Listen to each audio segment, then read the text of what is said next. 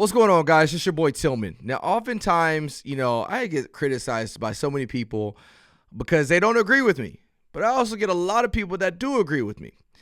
But I want you guys to see that, my heart is truly in it for the right reasons. And when I see stories like you're about to watch today, it kind of just hones into why I do what I do. And I've actually had similar encounters to what you're about to see. Ron Tillman, real talk, it's the truth. Let's watch this video. This actually went viral a few years ago, but it just came up on my feed again today. And I really thought it was so timely for what's going on in our society right now and how we need to exercise a level of grace and mercy. Let's take a look at the video. Mr. Booth, I have a question for you. Yes, ma'am. Did you go to Nautilus for middle school? Oh my goodness.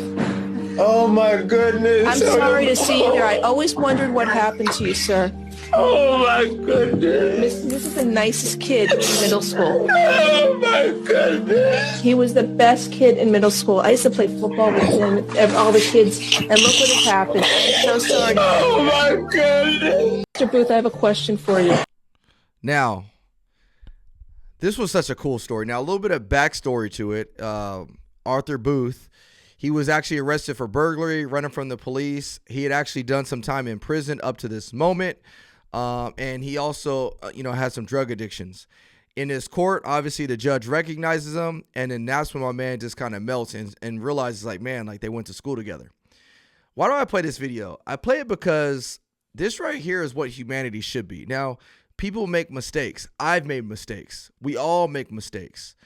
And when you have a person or you see a person down on their luck, how do you view them? Do you view them as, just a suspect, a criminal? Or do you view them as a person that, is somebody's dad, their brother, their son, sister, mother, daughter? How do you view them? I remember the first time I was working in law enforcement, and I remember I ran into one of my friends that I went to school with. And at the time when I ran into him, it just so happened to be at the jail. And I was in my blue uniform, and he was in his orange uniform, just like we watched in the video. He saw me, I saw him, I gave him the head nod, and he gave me the head nod back. And what I realized is I knew him before all the crimes that he had been committed. As a matter of fact, the crime that he committed or was accused of committing was a murder. And the reason I bring that up is because although I know he was in there for a crime, I still was able to see the human behind that orange jumpsuit that he was in. And oftentimes as human beings, we start to see people based off of what they're wearing or their title, and we stop seeing them as, the dad, the mom, the sister, the brother. In my job as a police officer, I have the ability to exercise a level of grace and mercy. It just so happens to be called discretion, or some might also call it letter of the law or spirit of the law. And because of that, when I come into encounters with situations like this, if I can see a person is truly impacted by what's going on in their life or they need some help, I'm going to help them out. But at the same time, we also need to give, some type of accountability to people when they've made mistakes. But all in all, the reason I show you this video is because to me, it reminded me that behind every person, there's a story. This person's story just so happened to be one that he was actually a really good student in school, did well in middle school and high school, was an honor roll student, graduated, and sadly, he got addicted to gambling. And when he didn't have enough money to sustain his gambling, he resorted to drugs. After he resorted to drugs, he started going down a criminal path, and that was what the story was. Once he went down that criminal path, he got arrested, went to prison, and was in and out of the system. What is this story, or how many people does this same story happen to throughout life? A whole bunch of people. So for my police officers out there, realize that this could be your mom, your brother, your sister, your cousin, whoever it is. This can be somebody related to you. So often we get ingrained in just, looking at the stigma of a person because of the crimes they committed without actually realizing or understanding what got them to that place before they committed that crime. But then for the people on the other side of the road, realize that as officers, we have families too. We have people that we want to come home just as much as you do. and we have laws to do. We have people to protect.